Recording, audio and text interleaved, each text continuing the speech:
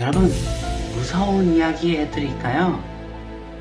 네, 지금 아주 추워요. 이렇게 잎사귀가 자꾸 노래지고 꼬이고 식물 키우기 전에 몰랐던 것들에 대해 한번 이야기를 해볼게요.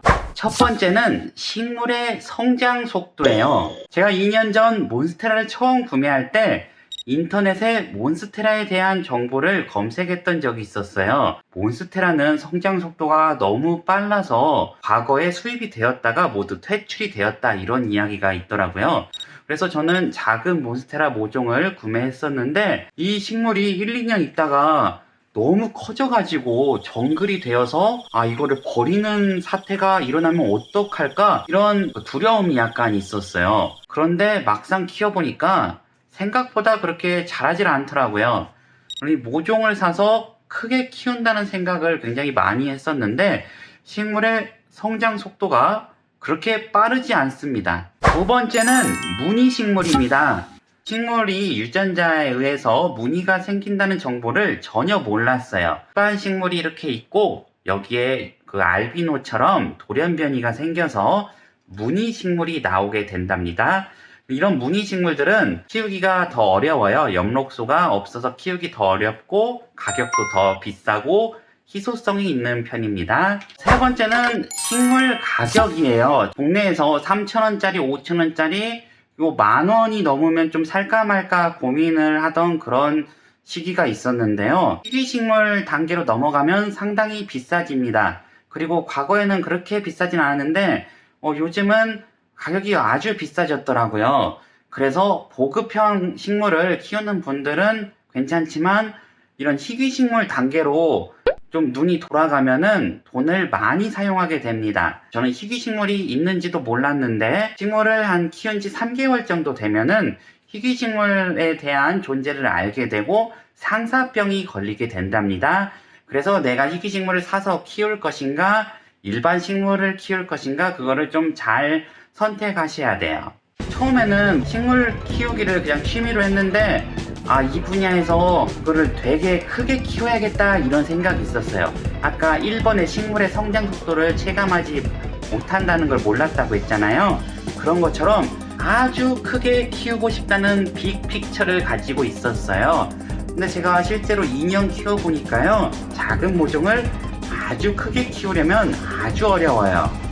그렇다고 큰 거 사기에는 희귀식물이 너무 비싸고요. 그러니까 그건 여러분이 알아서 하셔야 돼요. 네 번째는 분갈이에요. 저는 식물을 키우기 전 분갈이에 대한 개념이 전혀 없었어요. 분갈이 개념 잠깐 설명해 드리자면요, 이 식물을 처음 구매했을 때 분갈이를 해줘야 되고요, 이 식물이 1년 정도, 2년 정도 자라면 뿌리가 커지잖아요. 그럼 그때 또 분갈이를 해주셔야 돼요.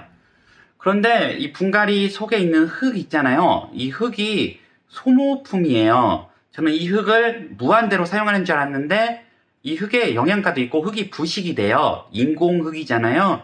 코코넛 껍질 같은 걸로 만들어져 있는데 이 흙이 부식돼 가지고 1, 2년 만에 새로운 흙으로 바꿔줘야 해요. 흙을 구매를 해서 전체 바꿔주거나 섞어서 바꿔주거나, 흙을 한 번 샀다고 그거를 1년, 2년, 3년 계속 쓰는 게 아니고, 흙을 물려주고 그런 게 아니고 계속 새로운 흙을 사다가 넣어줘야 해요. 그래야 식물이 싱싱하게 잘 자란답니다. 화분의 재질, 플라스틱, 토분, 유리, 그런 게 있어요. 그런 것도 고려하셔야 되고요. 화분 크기에 따라서 식물이 죽고 살고도 하니까 화분 크기도 고려를 하셔야 합니다. 다섯 번째는요, 번식이에요. 저는 식물을 번식한다는 개념이 없었어요. 그런데 식물을 잘라가지고 여기에 이렇게 물에 꽂아 놓으면 이렇게 번식이 되거든요. 뿌리가 나와요. 꼭 이런 덩굴 식물이 아니더라도 그냥 이런 나무 있죠, 나무를 이렇게 잘라가지고 그냥 물에 꽂아 놓으면 거기서 뿌리가 납니다.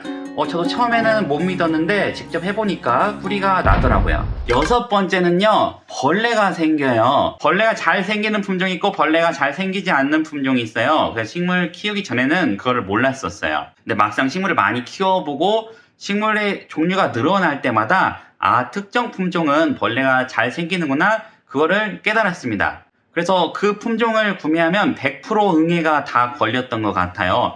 잎을 다 자르고 다시 키웠음에도 불구하고 응애가 나타나서 거기 또 응애가 생기더라고요. 그래서 특정 품종은 키우지 않는 편입니다. 7번째는요, 방금 산 것처럼 싱싱하게 만들기가 어려워요. 물론 방금 산 것처럼 싱싱한 품종들도 있긴 해요. 이런 싱고니움 같은 경우에는 진짜 2년 키웠어도 방금 산 것처럼 싱싱함을 유지하는 품종인데요. 제가 키우는 대부분의 품종들이 방금 산 것처럼 싱싱하진 않아요. 영상을 찍으려면 정말 방금 산 품종을 가지고 찍어야 되거든요. 그래서 이게 진짜로 제가 2년간 이렇게 키우다 보면은 잎끝이 갈색이 되고 막 100% 싱싱한 상태가 아니에요. 이게 왜 그러냐면은 8번째 이유에서 알려드리도록 하겠습니다. 8번째는 습도가 달라요. 제가 지금 가습기를 여기에 틀어놨는데요. 지금 겨울철 실내 습도가 41%가 나왔습니다. 관엽식물들은 습도가 높은 지역에서 사는데 그걸 몰랐어요. 그래서 저는 햇빛, 온도, 물주기 이런 거는 그냥 상식적으로 식물을 키울 때 필요하겠구나 이렇게 생각을 했었는데 습도를 간과한 거였어요. 그래서 이런 식물들은 습도가 높은 곳에서 살아야 되는데 실내 안에는 습도가 낮기 때문에 이 식물의 습도를 맞춰줄 수가 없어요.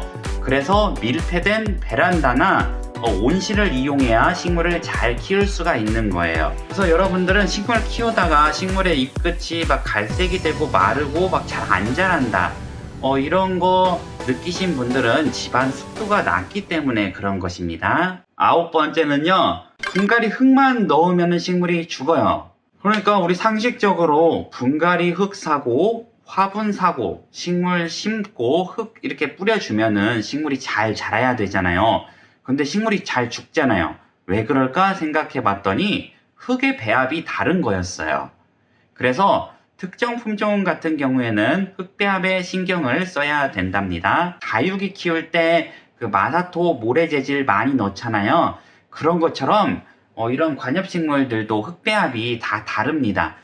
대표적인 품종은 덩굴식물들과 안스리움 그런 식물들의 흙배합이 일반 분갈이 흙으로만 키우면 식물이 잘 죽는 거예요. 10번째는 겨울이에요. 겨울에는 식물 키우기가 상당히 까다롭고 어렵거든요. 그래서 식물을 구매하지 않았습니다. 그런데 이걸 모르는 식물 초보 여러분들은 식물을 키우는데 자신감이 붙고 식물 키우기가 너무 재밌기 때문에 3월에 시작하셨다면 식물이 정말 잘 자라거든요. 그래서 6월, 7월까지 키우고 식물 너무 잘 자라다 보니까 나 식물 좀 잘 키우나봐 이런 생각 들어서 식물을 계속 구매하게 돼요. 그러면 12월 달에 식물 상태 안 좋아지고 만약에 죽는 경우가 생기면 조금 곤란해집니다. 겨울이 있고 겨울에는 키우기 힘들다. 이 점을 아셔야 식물 구매를 좀 절제하실 수가 있어요. 또한 내한성이라고 추위를 견디는 성질이 있는데요. 내한성이 높은 품종을 구매하셔야 스트레스 받지 않아요. 근데 내한성이 낮은 품종들은 이렇게 잎사귀가 변하고 떨어지고 굉장히 많은 문제점이 생깁니다. 네, 오늘은 식물을 키우기 전 알지 못했던 10가지 정보 알려드렸고요. 오늘 영상이 유익하셨다면 좋아요 부탁드립니다. 네, 여기까지 집에서 식물 키우는 초보식물 남자 조식남이었고요. 영상 시청해주셔서 감사드립니다.